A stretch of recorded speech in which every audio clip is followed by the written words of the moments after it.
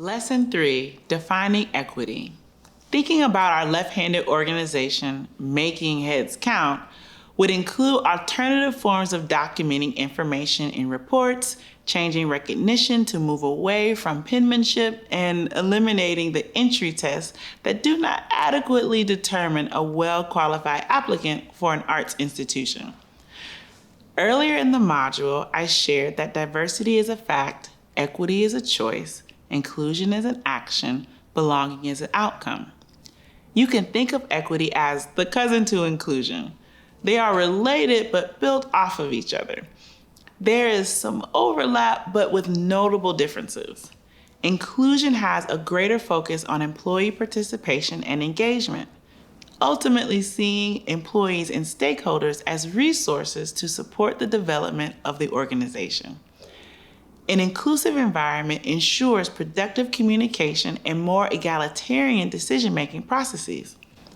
Equity is a proactive and ongoing set of strategies and metrics that identify and eliminate barriers that can prohibit diverse people from being successful within an organization. Equity specifically looks at pathways to success that may be clear for some groups of people and more cluttered for others. When an organization only focuses on diversity, such as simply wanting to increase the number of women, people with disabilities, or people of different races, it does its employees a disservice. It neglects to consider building an internal support of structures for the growth of those individuals or the growth of the organization with those individuals in mind. With a narrow focus on diversity, there is little to no intention on critiquing the systems that have historically and possibly contemporarily excluded certain groups of people. Therefore, diversity goals can be in conflict with the culture of the organization. This misalignment compromises the possibility of reaching the diversity numbers the organization desires, giving diverse employees the resources, time, and support needed to meet expectations, and can reduce the retention rates of those diverse employees. Remember that left-handed organization you fictitiously applied to? Their only focus was diversity, not inclusion or equity, thus making decisions based only on quantifiable metrics. Let's review the organization's numerous barriers toward success. Leaders know that they have a lot of left-handed people in the organization and very few right-handed employees. They recognize a lack of diversity and therefore are seeking out more right-handed people. However, their policies, systems, workplace culture do not support right-handed employees. If you're a right-handed person and you want to be employed in this organization, then you have to figure out how to gain new skills as a left-handed person. Having to make extra efforts to meet left-handed expectations within the organization is often a clue that there is an inequitable system in place. If this organization was truly interested in the success of their diverse right-handed employees, they would question their current systems and policies. An equity-minded organization utilizes information that impacts the diverse groups they are targeting. Let's continue with our left-handed organization. According to the American Psychological Association, men are more likely to be left-handed than women. Additionally, a 2009 survey reported that most left-handed people are white, middle class, and live in the northeast part of the United States. Taking the inherent and external dimensions of diversity, the current organizational practices of a left-handed culture and the employee evaluation that prioritizes left-handedness, we can see how more men will likely be hired. Upon being hired, there's a greater chance they will more likely be promoted since performance evaluations are also grounded in the legibility of their left-handed report writing.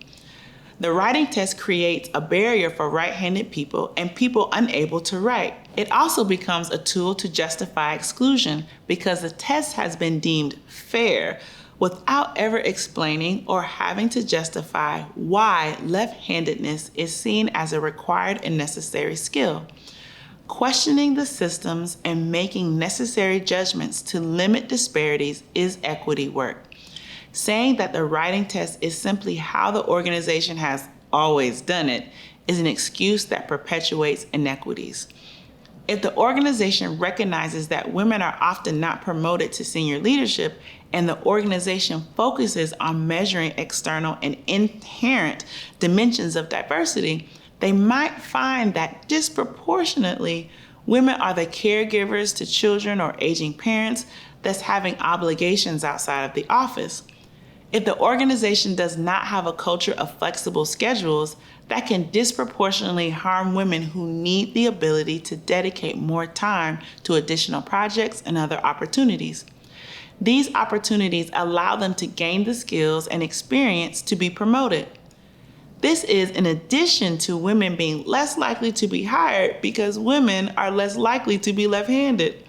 We can see the ways in which how multiple identities, such as a woman of color from a place that is not in the Northeast, who has familial obligations, will find it difficult to succeed in an organization that does not value the fourth dimension of diversity, coupled with organizational, external, and inherent dimensions.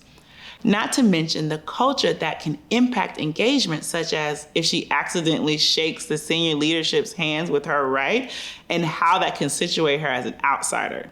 Now we can understand why white men from the Northeast part of the United States, where the organization is located, tends to be in senior leadership. This trend is happening even though policies are not explicitly racist, sexist, or geographic specific. By not taking into account multiple levels of diversity and pairing it with equity-minded actions, we might miss an opportunity to create a more equitable organization. Activity. Equity is giving people what they need where they are. Brainstorming an equity approach for this left-handed organization might include asking questions such as, how important is it for people to write reports with their left hand? Is it possible to get the same information written with the right hand? That doesn't mean excluding all of the left-handed people. It means changing the definitions and metrics for success and giving people what they need to reach it. Answer the following questions. Imagine that you are right-handed and you are determined to be successful in the organization, regardless of its culture and exclusionary practices. What would you need in order to be successful? What do you believe is the obligation of the organization to ensure your success? Because the organization's stated dedication to diversity, should the organization offer left-handed penmanship classes? If so, should the organization reduce your work hours in order for you to take the penmanship classes? Do you believe there should be a system in place that ensures that you do not have any negative repercussions for taking advantage of these classes? For example, if you work less hours in order to take the penmanship classes, there's a good chance you will be less productive. Your reduced productivity could compromise your performance evaluation. A poor performance evaluation could compromise your opportunity to be promoted. If you think there shouldn't be any negative repercussions for taking advantage of the classes, why do you think so? What do you think such a system should look like? If you don't think the organization should support you in becoming left-handed so you can be successful based on the organization's standards and culture, why do you think that? Pause the video, respond to the questions, then rejoin me for the rest of the module. Remember, diversity, equity, and inclusion work together. Imagine the organization makes adjustments because they realize they have an inequitable process. They decide the writing test is not needed because a candidate can reach the same goals with the dominant right hand. More right-handed people are hired because the writing test barrier is eliminated. This also means more right-handed people are promoted because the writing test is no longer a requirement to determine someone's acceleration within the organization. However, creating an equitable workplace has to be coupled with inclusion. Although these barriers have been omitted from the hiring and promotion policies, the workplace culture that centers left-handed people remains. Remember, all the doorknobs are on the left-hand side of the doors, leadership only shake with their left hands, and so on. Although right-handed people are said to be capable in this organization, there is still a culture of exclusion for right-handed employees. Therefore, making their experience one of assimilation and difficulty, even though the obvious barrier is removed. Let's revisit the Netter principles to better understand how to include equity. Access to opportunity. As discussed previously, an inclusive workplace creates professionally nurturing environments for all employees to have access to opportunities for professional and personal growth. For example, an inclusive organization understands the difference between mentorship programs and a sponsorship program. Mentorship programs are often centered on skill sharing from a senior leader to a novice or junior employee. However, not everyone needs a mentor. Sometimes people have all the skills that they need but do not have access to areas of power within the organization and therefore need a sponsor. A sponsor is someone who has experience working with the person being sponsored and therefore knowing their capabilities, strengths, and desired career goals. A sponsor has influence in areas of power. They're able to speak positively on a person's behalf in areas of the company where the person does not have access to. To ensure that access to opportunity is equitable, organizations must ensure there are opportunities for those who want sponsors or mentors to have access to them, such as through shared project opportunities. These shouldn't be programs that people happen to find out about if they talk to the right person in leadership or power. This should be within transparent and ongoing communication channels that inform employees of these opportunities. For example, it can be required that all managers remind employees of this information during their 360 performance reviews. Equitable systems of recognition and reward. Establishing systems that recognize, acknowledge, and reward various contributions and achievement of employees at all levels of responsibility is integral to an inclusive and equitable organization. Employees should not only be rewarded for the ways in which they impact the bottom line or other quantifiable metrics like grant dollars awarded, sales, or numbers of visitors. Nor should rewards be limited to longevity within the organization. The length of time someone is committed to the organization implies loyalty, but does not guarantee productivity or proven alignment with the mission, vision, or values. Instead, recognition and reward should be connected to how this individual supports the organization as a manager or supervisor, such as how they are developing their direct reports in clearly defined ways, or offer rewards and recognition to individual contributors who doesn't manage people but has demonstrated a level of expertise that benefits the organization. Although rewards can be tangible, such as monetary bonuses, or intrinsic, such as gaining respect from colleagues, it's a good idea to focus on creating a system based on tangible rewards with the goal of inciting internal satisfaction. You want to move beyond, but not necessarily exclude, sharing organization swag and shout-outs during team meetings or in the organization newsletter. Consider the ways in which a recognition or reward system can deeply impact someone's personal life and is adjustable enough for them to choose what works best for them.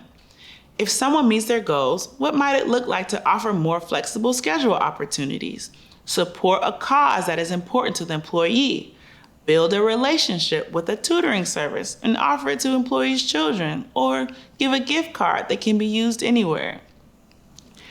Share accountability and responsibility. Regardless of someone's role or level of power within the organization, each person has a responsibility to uphold the organization's values and achieve the organization's goals. Everyone connected to the organization, including visitors, artists, curators, vendors, suppliers, and other partners, have an obligation to support a mutually respectful work environment. The mutual respect is reflected in relationships on all levels. One way to measure and determine accountability and responsibility is through performance reviews. Although these often happen annually, there should be ongoing communication between supervisors and direct reports on a weekly or monthly basis. The criteria within the performance review should be directly connected to the department's goals. The department's goals should be directly tied to the organization's goals and values. This should be a documented process for areas of improvement and a transparent process for how people achieve raises and promotions. By making these clear connections, it reduces subjective performance reviews and inequities within the organization. Demonstrated commitment to continuous learning. In an inclusive organization, employees are recognized as having the ability to learn and teach across the organization. Opportunities to share expertise in individual and collaborative ways are prioritized, flexible, and continuously offered. An equitable process takes a deep look into the organizational structure to understand if everyone from senior leadership to frontline staff have the opportunity to demonstrate their commitment to continuous learning. For example, is the way your organization currently structures work schedules allow for them to take advantage of professional development? Or are professional development opportunities often offered during the times when frontline staff will be working and therefore can't participate? Are these development opportunities often tied to skill building opportunities that could assist an employee to be promoted within the organization? If that's so, is it possible that only certain people within the organization have access to the opportunities needed to develop themselves and grow within the organization? By taking a deeper dive into how your organization demonstrates a commitment to continuous learning, you'll be able to ensure full inclusion and engagement of the people in the organization and also reduce or eliminate inequities within the organization. Alignment of organizational culture and process. Every organization has a culture. It can be spoken in explicit ways through documented policies and procedures. This includes management systems tied to work expectations, measurements and rewards, and infrastructure processes and tools. However, organizations can also have an implicit culture of unwritten rules that are not documented but often understood by those within the organization. This can include unspoken expectations, patterns of behavior, assumptions, perceptions, values, and beliefs that are often not in alignment with the spoken organizational cultures and values. Sometimes the explicit and implicit cultures are in conflict with one another based on accountability systems and what the people in power support directly or indirectly. An organization may say it is inclusive and supports work-life balance. However, there can be an implicit culture that requires people to participate in social activities and events regardless of their obligations outside of the workplace or their workload. People with certain inherent or external dimensions of diversity may be expected to compromise who they are in order to be successful. These expectations can include, but not limited to, the following: sharing their personal lives and network with others within the organization, whether they like them or not, requiring personal contributions to action groups or political campaigns that are not in alignment with the employee's values, an unspoken company or department assumption that if you take time off, you have less dedication to the organization or current projects. Feeling like you have to prove yourself consistently, especially in the absence of clear metrics for determining exceptional performance. A lack of development opportunities offered by the organization to develop skills. a culture of deference to a supervisor because they are unable to manage conflict or feedback, having to attribute an employee's ideas to their manager in order for them to look good and minimize any retribution or repercussions, required to be quiet or more aggressive in company settings. Hypervisibility is often overlooked as a hidden expectation that can produce inequities within an organization. This harms people who have obligations outside of the workplace, keeping them from engaging in company activities and social events, or they simply do not want to engage in those kinds of activities. It can also impact those who do not have obligations, but they want to end their day at the predetermined work time. If there is an unspoken rule that people who get promoted are the ones who get access to senior leaders, and those senior leaders are only available at certain organizational functions, then it produces an inequity that disproportionately harms women and people of color who tend to have obligations outside of the workplace. They need to be seen as holistic human beings who should have access to growth and not held back by unwritten rules. If an organization purports itself as having workplace balance, then it will be important, for example, to ensure that everyone has access to senior leaders during work hours. The process for accelerating in the organization is transparent and clear for everyone to see. A tool to demonstrate transparency is having an organizational chart. You can take that step further and have a comprehensive organizational chart that shows salary bands, expected years of experience, and educational levels for each position. Collaborative conflict resolution process. Organizations that prioritize inclusion recognize it is not always an easy and smooth experience. There will be conflict that needs to be managed and resolved.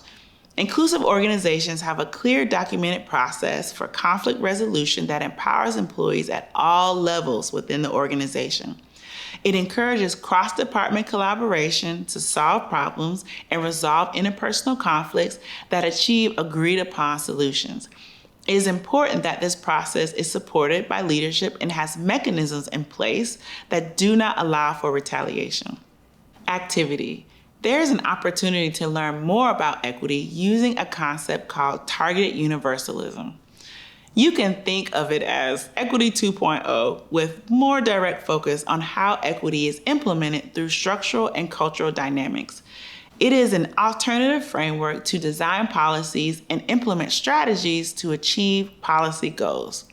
Watch the Targeted Universalism video, or if you're open to dedicating more time, read Targeted Universalism Primer and Policy.